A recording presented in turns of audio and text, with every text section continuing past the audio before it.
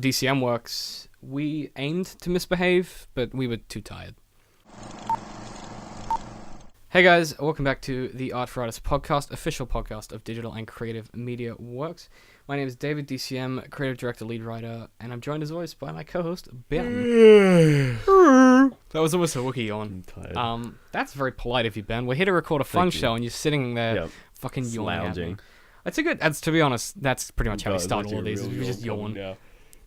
Oh my god, what was that? It was a real yawn. Oh boy. Today we are talking about the world building of Firefly. Oh god. Take my love, take my land, take me where I cannot stand. I don't care, I'm still free. You can't take the sky from me. Oh, what are we doing, David? What are we doing, Ben? This podcast is gonna be destroyed after this episode. Why is that? Is this the end of the fanboys are gonna come? Okay, here's what it is. Well, I'll put together like a survival guide for the fanboys so that you can not get hit. Yeah, it's step one. Not get killed. Leave. Yeah, run. Just don't stop running. We're gonna fuck this up. Okay, look, you're gonna hate whatever we say, so let's just get that out of the way. Yeah. Whoever you are, if you like Firefly, you're gonna be annoyed at us. Yeah. But basically, one of the great things about Firefly is that it doesn't spend a whole bunch of time, aside from the section in the first episode that's a flashback, it doesn't spend a whole bunch of time doing any world building. Section, it's like half the episode. Yeah, well, because that was originally not in the original episode. This is the thing about Firefly. This is why the show failed, is because they ran it in the wrong order. And then so they played episode 3 first on Fox. Yeah. Which everyone was like, what the fuck? And then they played episode 1, but it didn't have the intro bit from the war in it. And then they played episode 1 with the intro bit from the war, and so it was just this weird, like... That's weird. Yeah, Fox basically fucked Whedon, is what it comes down to. But aside from that section in the first episode, there's not a whole bunch of, like, obvious world building that goes on. Yeah, well, even the first section is, like, very confusing. Because, like, you know, it's the standard just, like, you know, open with a battle scene to keep people hooked. It's very stock standard. But it's, like... It's still confusing. Yeah, you're like, oh, what's going on? Yeah. And they just throw terminology around. Yeah, and words. Yeah. And you're like, oh, who are they fighting? The Koreans? The yeah, Russians? And you're like, but then it doesn't seem to matter. The only person they actually kill who seems like an enemy is just some black guy. And you're like, and well, they're fighting the blacks? Like, it's like a spaceship. What the fuck is this? Yeah, and then it cuts and you're like, oh, okay, that was just a war. Oh, okay. Yeah, like it's quite... And it's only by like the second episode you get sort of told what that whole thing was when they make reference back to the when they're in the bar. Does the second episode open with them in the bar fight? Yeah, it's the bar fight. Yeah, so that's really clever because what they did is they were like, bar fights are real fun. When you're a space cowboy, bar fights are real fun. That's like the funniest scene because it's amazing. They all have guns, but no one draws. Yeah, they just still it's like house each rules. Other. Yeah, house rules. And then I always thought that was fun. And then Mal's like, nah, here's my spaceship, but the spaceship has no guns on it. That's the best part. Like, it's just so well considered. The transport vessel with no weapons. Using that bar fight to convey what happened to Mal and Zoe during the war, like using that to give it context is so clever. Because at first you're like, he could just not get angry. Yeah. But he's gonna get angry but anyway. He does it, and you start to learn as the series goes on a bit that he just really enjoys giving... Oh, he really enjoys being a dick. He just likes being a dick. Yeah. And it's really like this fun kind of... It's not apologized for. They're not like, oh, Mal's like a really good person. They're like, no, he's an average person. Sometimes does good things, but is mostly just a dick. Yeah. And that's a really fun way to let us get access to the world, you know? So like you see... there's a great moment... It's the first episode. I'm trying to think of which the first episode is. It's a really long one. Yeah, no, it's massive. Well, that's again because it didn't have that first bit initially. But is that the one where they go to the old lady? Yeah. Yeah, and they have horses. Yeah, they have horses. And that's just such a good fucking touch. Like what? Yeah. And they have horses? There's an episode later where they're space cowboys. There's an episode. Horses. Yeah, there's an episode later where they're transporting cows. Yeah. In the ship. Which is like, that's amazing. Because this spaceship, and they all have like these guns that still shoot bullets, that have these amazing like futuristic sounds, but they're transporting cows. Like just cows. Well, I think early on, you get, like when the first episode opens after the war scene, and they're like stealing the cargo, you spend most of the episode, like you see the cargo, but they look like bars of iron.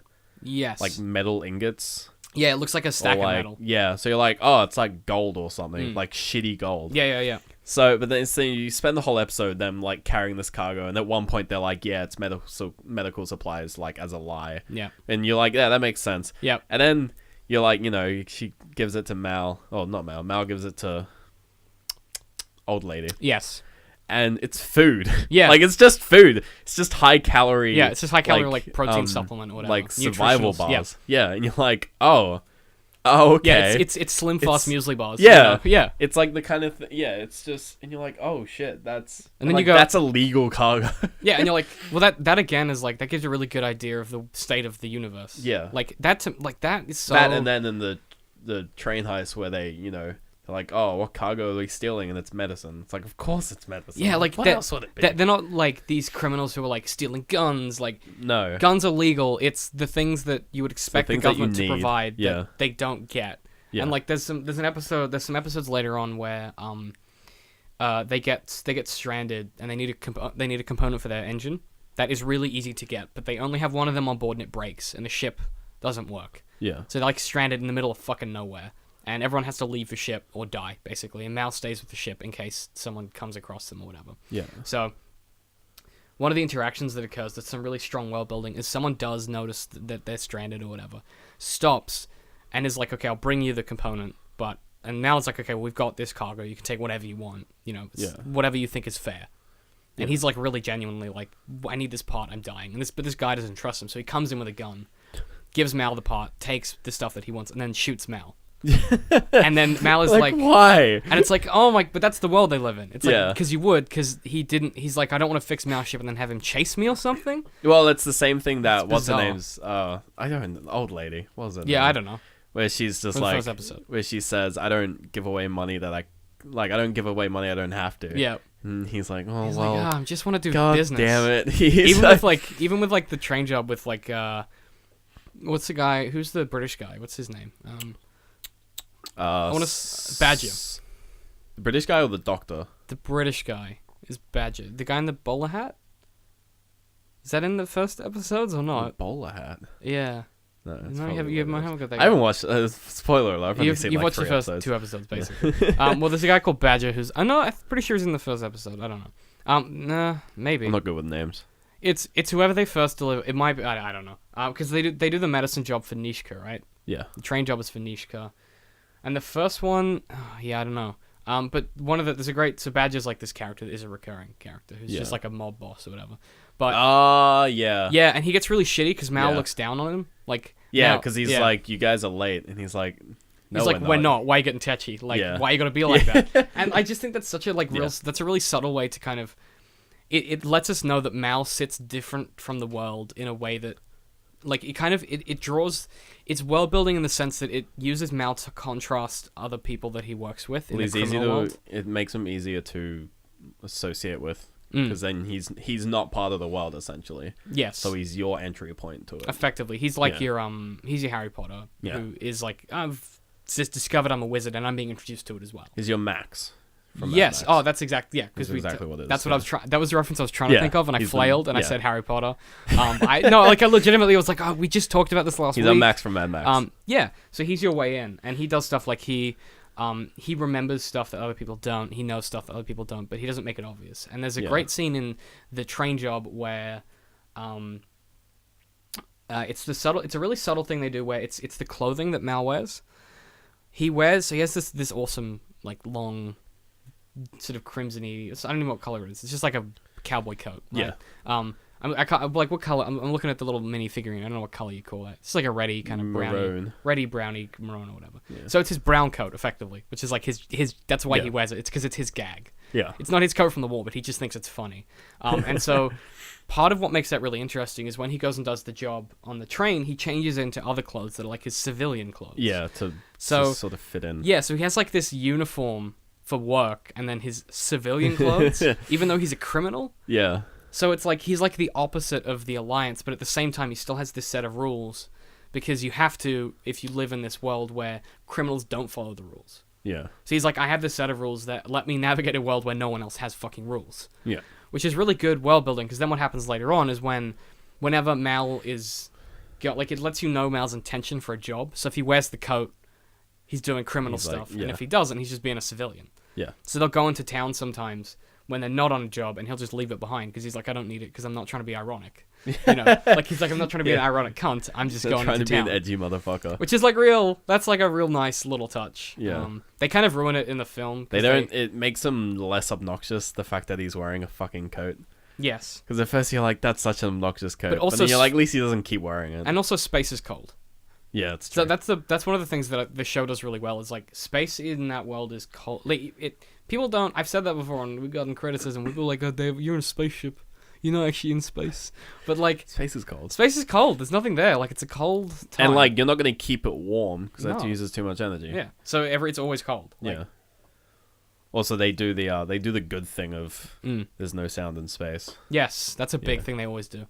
Then when you have the ships in orbit, they're so Fucking loud. Because they would be. Yeah. That's a really like the Reaper, or the Reaper. Yeah. Yeah. The Reaper ship. Reavers. Reavers. Yeah, with the V. Yeah. The ship's basically screaming. Yeah. Like the ship and has like there's- screamy noises coming off it. There's when a thing. There's like a throwaway line later on which explains how that happens. Like Kaylee is talking about. Is it like does it like whistle in the wind or something? No, it's like if you take off.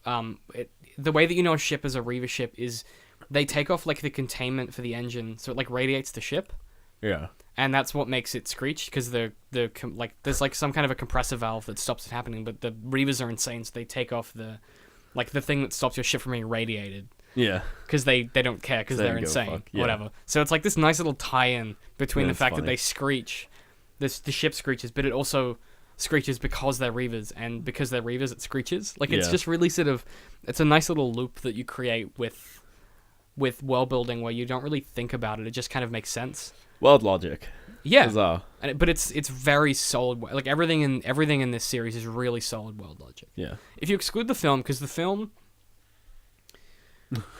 No, because the film is good. No, the film is good, but it's a film that is made. It was made, and it was a conclusion to the series. But at the same time, they retconned. Well, they didn't retcon. They erroneously retold an earlier part of the story about Simon and River because they didn't have time to do it in the show. Yeah. So one of the things that Simon doesn't know what they did to River. That's one of the big drivers of the show's mystery. In the film, he's known since he rescued her.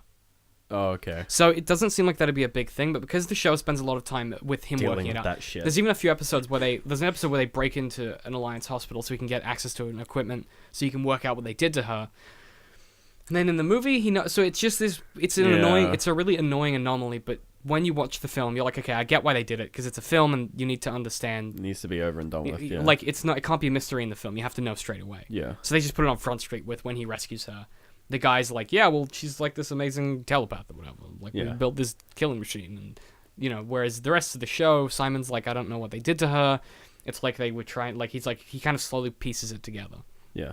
But so something that I really like about the way that the show treats that mystery is that at no point does Simon sit down and look at the camera and go, in this world, medical science works like this, and medicine works like this, and the reason I know stuff is wrong is because X, Y, Z. You're just left to assume, and they'll do stuff like he'll give someone a shot of something, or Mal will say dope him up, and he'll just administer something that knocks that person out. Yeah, well, shit. Oh. Ben's breaking the medical stuff they do very sort of like not what a lot of other sci-fi does. A lot of other sci-fi, they'll be like, oh, medical bots, and like do the MacGuffin on the arm, and then fucking crazy medical shit.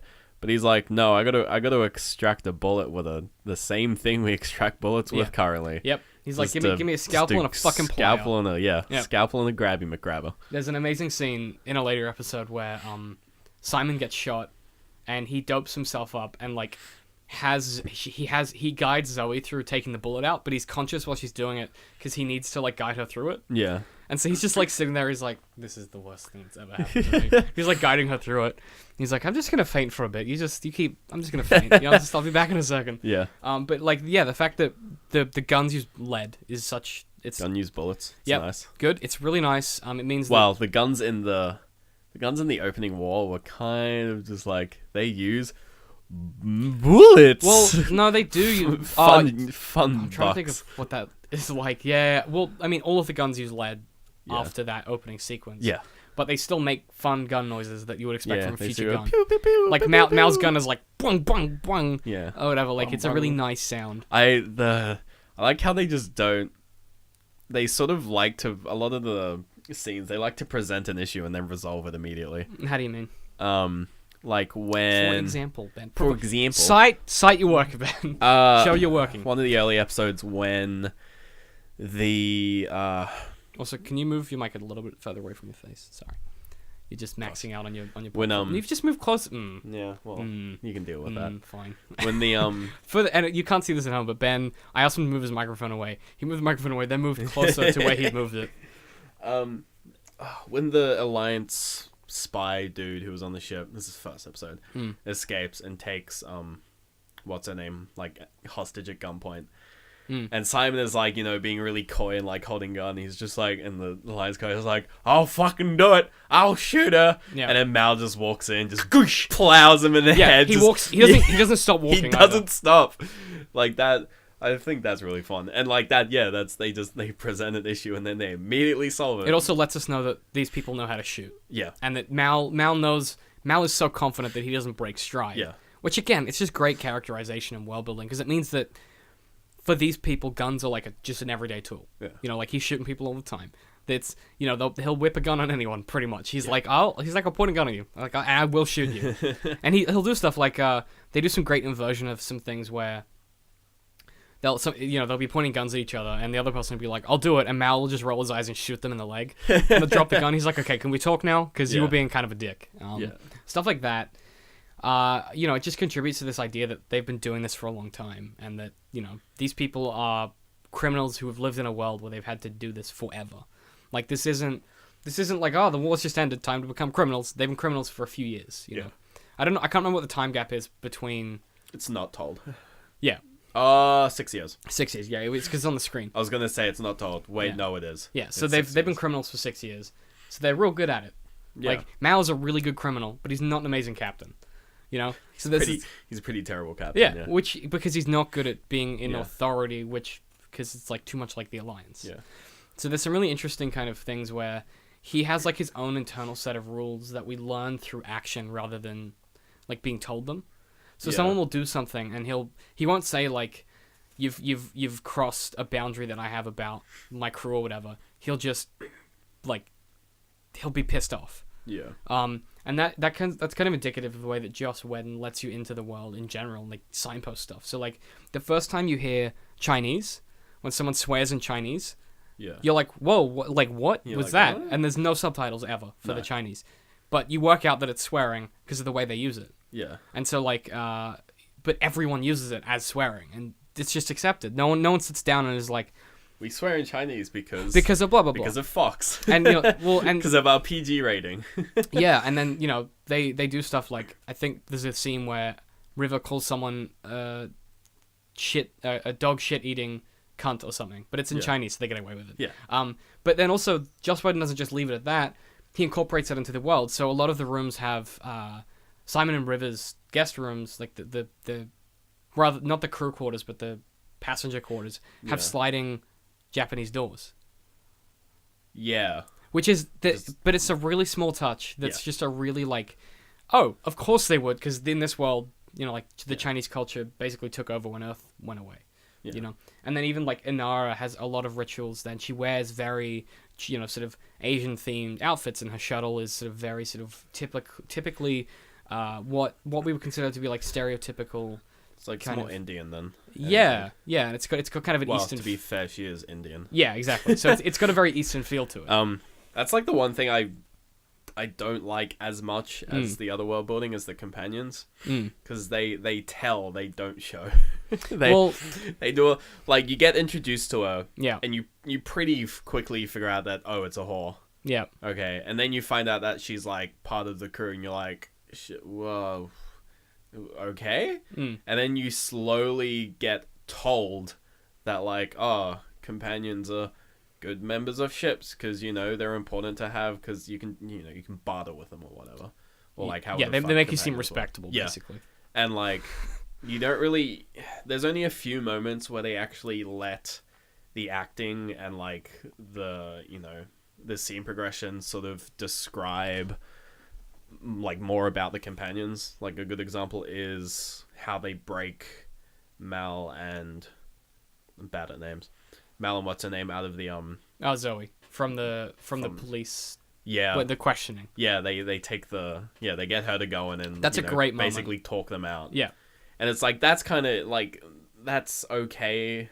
They still like the sheriff is still like, oh, people around here haven't seen a companion in a while, and you're like, no, okay. No, but I mean it kind of makes sense. It's a for mining me that town. was good because when she was walking in, I'm like, what the fuck is she doing? But when they sort of explained that like they knew she was a companion without her saying anything, I was like, okay, so like everyone knows what a companion is. And then even the fact that she mentioned, she's like, oh, he's my indentured man or whatever. Yeah. And the guy was like, he didn't like question that. He wasn't like, oh, what is that? Yeah, he was just like, yeah, he knew what that was. Whether like, or not, that's good. Yeah, whether or not he fucking knew terrible. what it was or if he just accepted what she was doing. Because she was a companion. Yeah, either way, that's really strong. But I think, I mean, it's just, I think it's a and case. like to be fair, the Zoe, like, she didn't have any reason to be let out. They just sort of let the companion take all of them. No. Because they just like... No, she did. So Mal was her indentured man. I think Zoe was like her... Zoe was just with Mal. but she was like, he's my indentured man, and he's run away with her. Yeah, like, but like, that was it. No, but like she Inara names Zoe something else. I just can't remember what. Zoe was like, your husband is so and so something. Yeah, something like that. Like, there's no reason why Zoe could have she's left. like, what would your husband think? Yeah, and it's like, there's no reason why Zoe should have left just but, because she ran away from her husband. But they let her because she's a companion. Yeah, which is really strong. But I think the reason they do it's a bit heavy-handed in the first episode is they need to introduce her. You go, okay, she's a really like classy whore, and then move her off set for later. Like it's sort of they rush it really hard. I get why they throw the connections between her and the shepherd, and you're like, no, don't do this. This is cliche. That starts to work really interestingly though, because they kind of present it as a cliche, and then it just sort of the more you learn. The best part about that is that the more you learn about the shepherd, the more you're like, what? Who the fuck is this guy? Because he's like I don't want to. He's mysterious sage. No, he's not that. Everyone's seen the show, so it doesn't have spoilers. But like, spoiler for me though. I haven't that's not my seen problem. it yet. Yeah, it's true. I haven't done my job. Yeah, you didn't do the one thing you had to do before this podcast. But yeah, like he knows all about how guns work. So like, there's a point where he's like, there's a guy's dead, and he walks over, crouches down. He's like, oh, this guy's been killed by this kind of a rifle, probably from one of these 3 locations. Yeah. And Jane goes, how the hell does a shepherd know that? And he just like shrugs it off and moves away, and it keeps happening. Yeah. Like, or he'll give them advice on the crimes they're committing, and it's really good advice. And Mal's like, one day you're gonna have to tell us how preaching knows so damn much about crime. Yeah. Like it's this running theme throughout, and you never actually find out because the show got cancelled.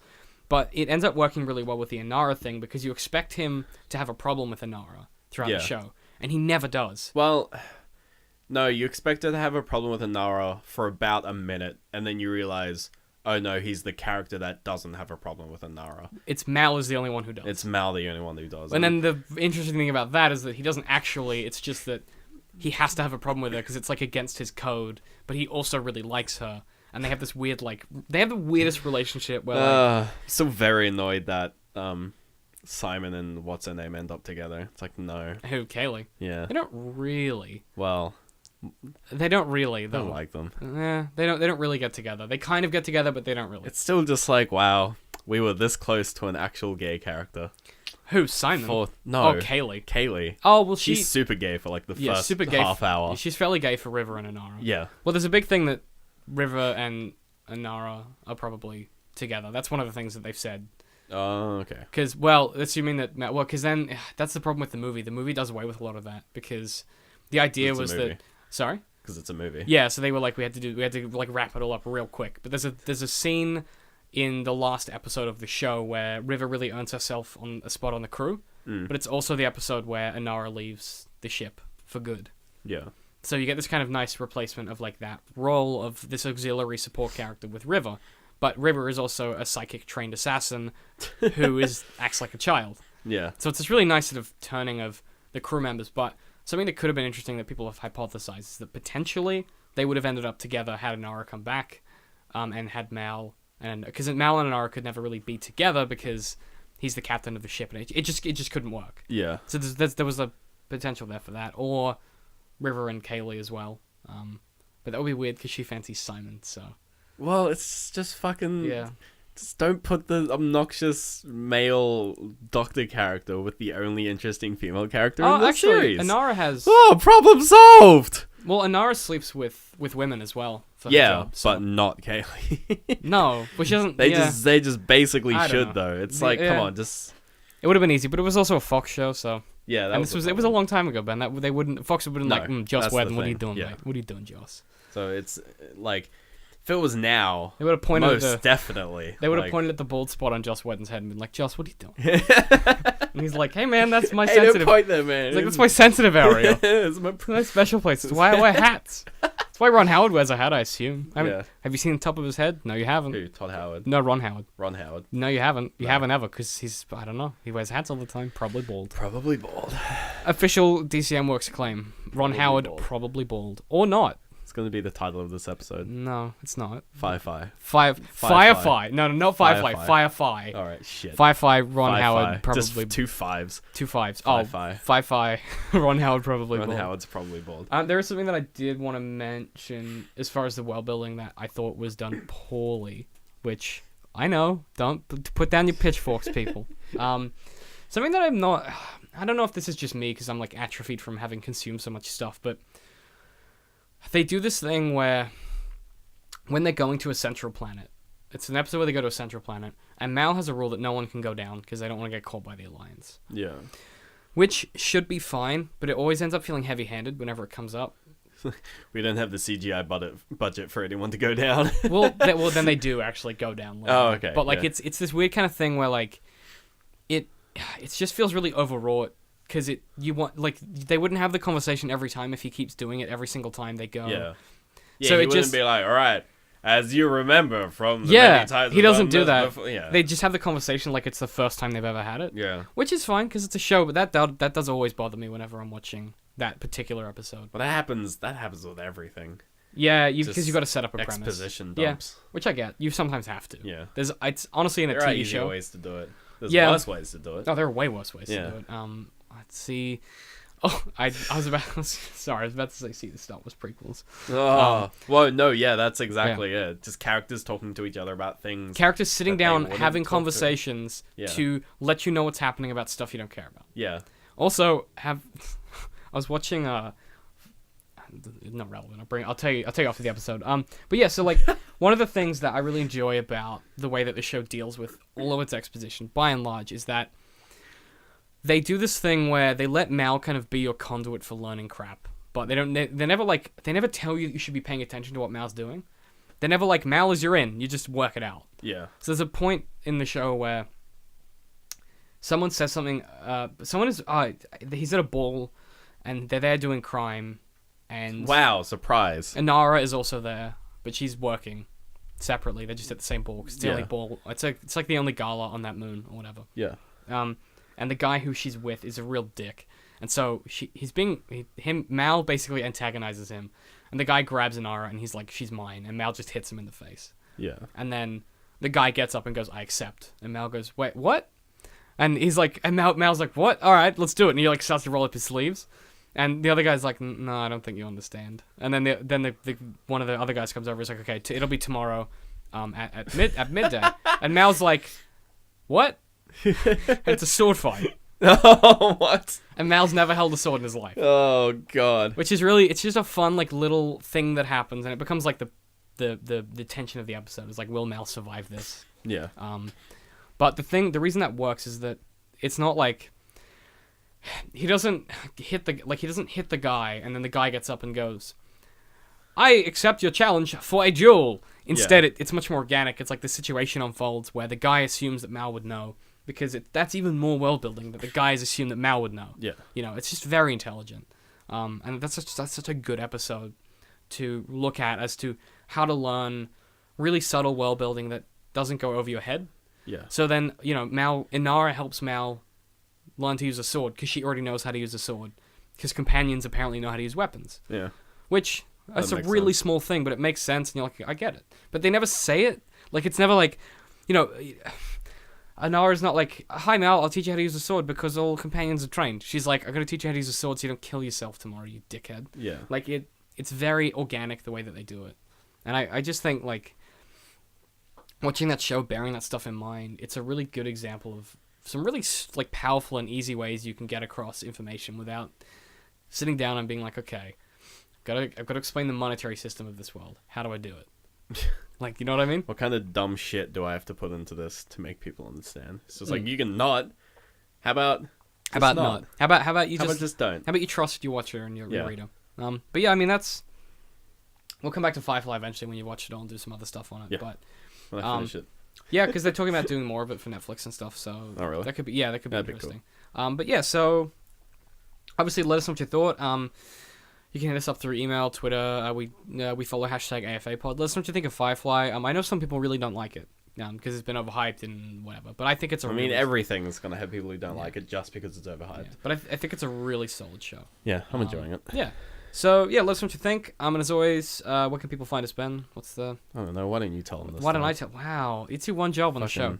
Patreon.com/DCMworks. We just launched a handful of new Patreon rewards as well, so you can check those out. And otherwise, we will see you guys. Oh no, we have new T-shirts. Is the other thing. Hooray! If you want to get our logo on your chest, Shut. you can go buy those at Redbubble store. But yeah, that's it from us. How do we end this? We'll see you guys next time.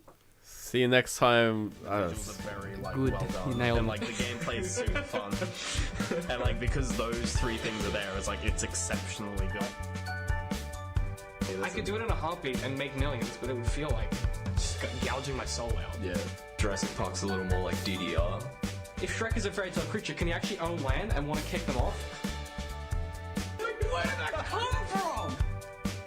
You have to make a lot of shit up to make good art. Yeah. That's just the truth of it.